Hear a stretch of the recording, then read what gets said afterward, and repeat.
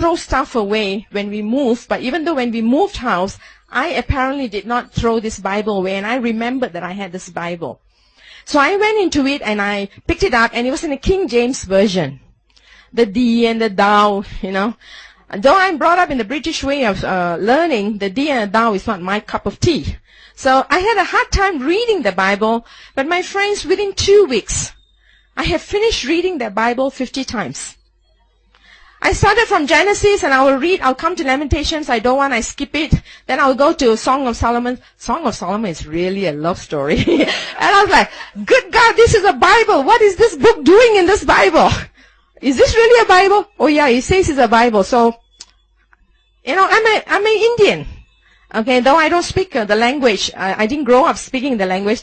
I'm very conservative. So when it comes to the language, it was really very explicit. And I said, God talks like that?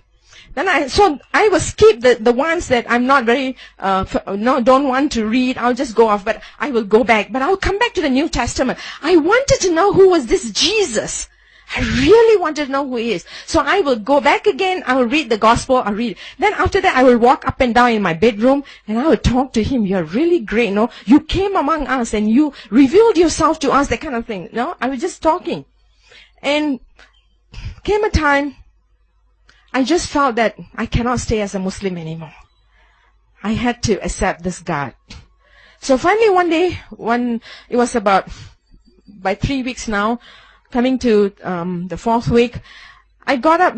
I go to bed very late anyway, but that day, about 12:30, 1 o'clock, I went to the kitchen in our flat, and I've read the Bible so well, I know where each one, the story is and everything. So I turned to the book of Acts, chapter 9. And I opened it up and I put it on the floor on the kitchen. And I was telling God, I said, look, this guy is a real rotten guy. This guy killed so many of your people. But you were so marvelous, you know. You came and you helped him to know who you are. He saw you. And after that, he became your servant. And he wrote all the other epistles for you. You see, I'm not saying that I'm going to serve you, but you see, I'm born in this family. All I know is Allah. All I know is about this God. But you see, it is not He who's God. You are God. So now you have to help me to see you the way this guy saw you. Now, until I see you, I am very sorry, but I cannot come with you. Alright? And I don't think I finished my conversation with him, because that night, that kitchen that I was standing on didn't look like a kitchen anymore. Suddenly there was a great bright light that flooded that whole kitchen that I was standing. And I mean, today as I look out, I thank God for the sun that's out, and I appreciate the brightness. But it was nothing like what I saw that day. That whole place was just, and it was such a glorious, light that flooded that place.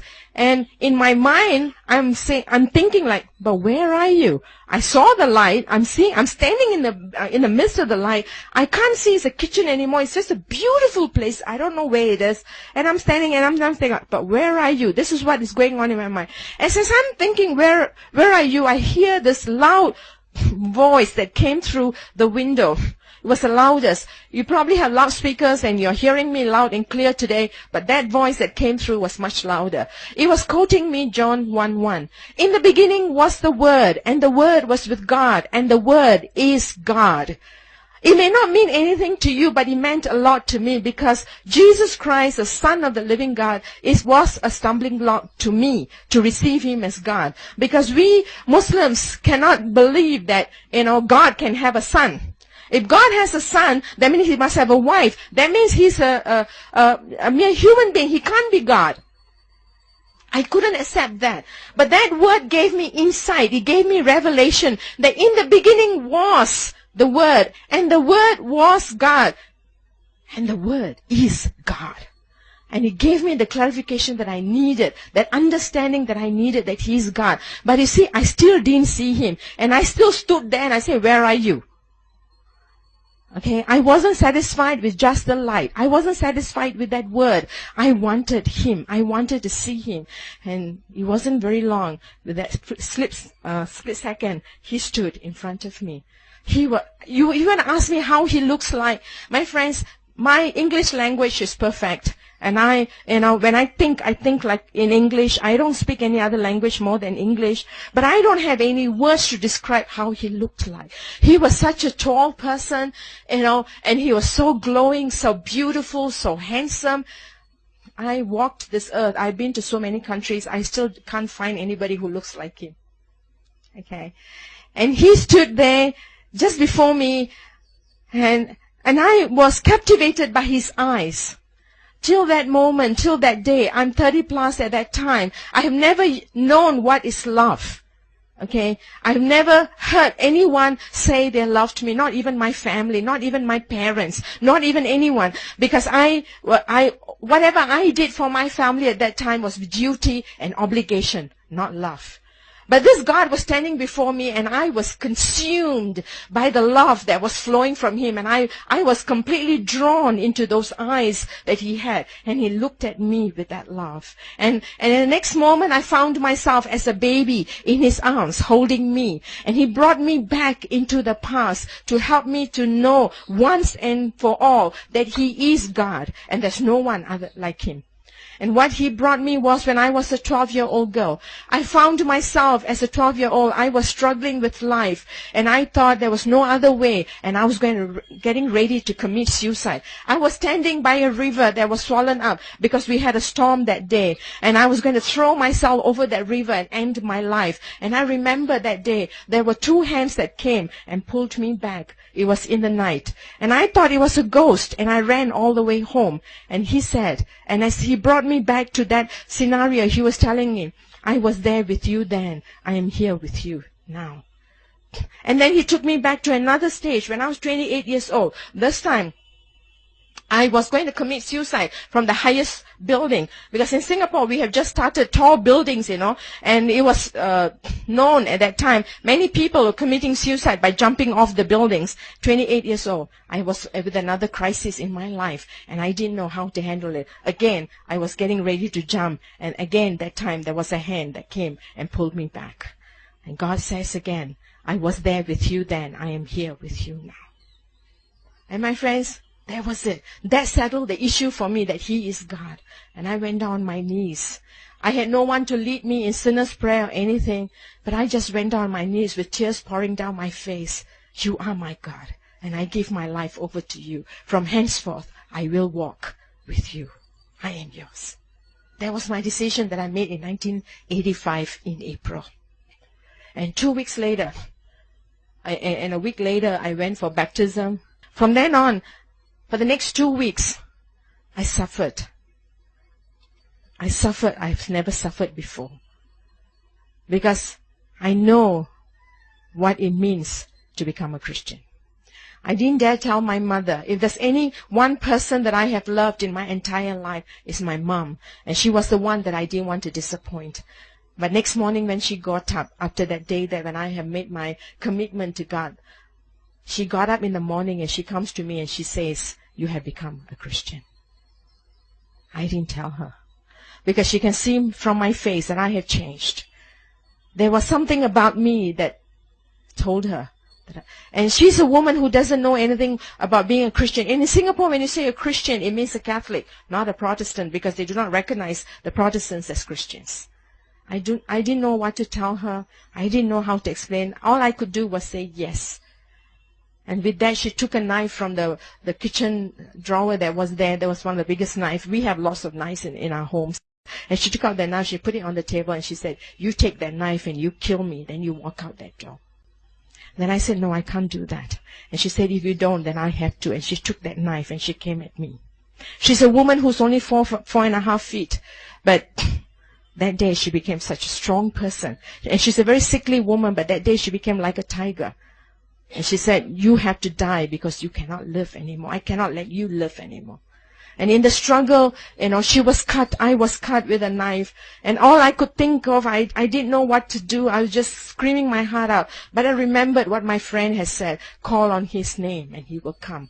And I screamed for his name, Jesus, I need you. And as I said, Jesus, she fainted and she fell.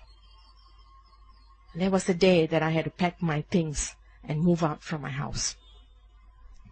Because of probably my age or the things that I had to go through, in one day, in a moment, I lost my family, I lost my community, I lost my friends, I lost my job. I was declared dead to the MUIS, which is the Council for the Muslims over in Singapore. For the next 2 years, I cannot get a job. Next 2 years, I cannot live anywhere because I was considered as dead. Because every particular about me was wiped out from the government in Singapore. And I had to hire lawyers to go and fight back, to get back my identity in Singapore. And the next 2 years, as I struggle, I'm not a crying person, never was. Because whatever pain there was, I always thought that I can work it out. I worked it out. But when I met God for the next 2 years, I did nothing but cry every day. Cry because God had to break the self-individuality that I had become. He had to take away the pride and the arrogance that I had become. I was a very nice person, but inside, there was so much of bitterness and hatred and anger inside of me, which I didn't know that I had grown up with. So God had to take that all away. For the next 2 years, He washed over me like a mother hen over his cheek. Every day I will receive dreams. I will receive visions of what was going to happen. My brothers, 2 of them, poor things, they were very young at that time. They didn't know what to do. But in order to protect the family valor, they had to kill me. So they tried many ways to kill me. One of my brothers, the one who's in the middle, the first brother in the family, invited me to his home. And God showed me in a vision what they were going to do. They prepared food with poison. And I asked God, what do you want me to do? God said, eat. I said, okay, I will eat. And they were all seated around me, seeing me eat that food. And I was supposed to drop dead, but I didn't. I washed my fingers and I said, thank you, and I walked out. Another time my mother invited, one of the top imams from the Middle East to come and exorcise this devil that was supposed to be in my life. And the man walks in. He doesn't even walk in very far. He just stands over there and he sees someone standing by my side in white. And he turns to my mother and he says that the power that is with her is greater than the power that we have. And my friends, the greatest joy that I have today is not that I know this God. I thank God that I know Him. But the greatest joy I have is that I can communicate with Him in prayer. And this God is not a God when you just communicate in a monologue. It's a dialogue. He talks back and He comes and He's delighted whenever we are with Him. And He longs for us. And when my call came, I didn't know what I was going to call to be. Because by then, I was already 30 plus. And I was thinking like, I'm old, God. I probably was like Moses. God, I'm old. Maybe you should call somebody else. But God called me. And I came into ministry. I came into full-time ministry immediately. And I thank God for the various people that God placed in my life who helped me, encouraged me. And all those things that I said that I lost, God double that to me, 100-fold. Today I have many homes that I call is my home. I call many families that are my family. I call many brothers and sisters who are still, many out there in the world. Not just by the hundreds, by the thousands. They are there who know me and who have encouraged me and helped me. So today I take the message to a world that needs Him. And that was not the only first time that He healed me. That was the first time He healed me. In 1993, I was asked to go for another surgery in my stomach. I had to have a hysterectomy. Again, I told God, you have to work this out. If it's your will, I will go for it. But if it's not, Father, you are the surgeon. You take care of it. And in a couple of days, I didn't have to go for surgery. He healed me. In the year 2000, I was leading a prayer team in Israel.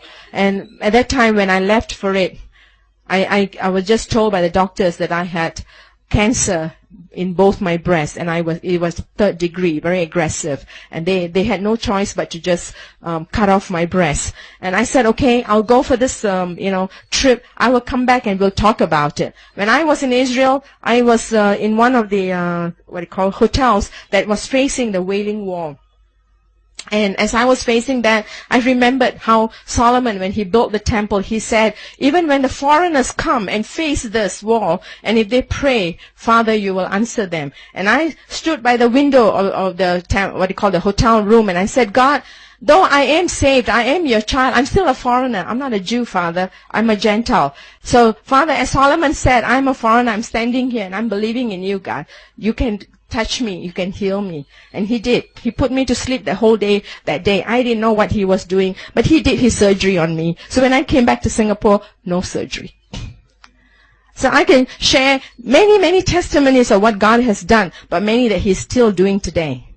He's a great God. And he's a wonderful God. And we have much to thank him for. And as I was sharing, as I was told that today is a Thanksgiving day, I was thinking of Ephesians chapter 5, verses 18 to 20.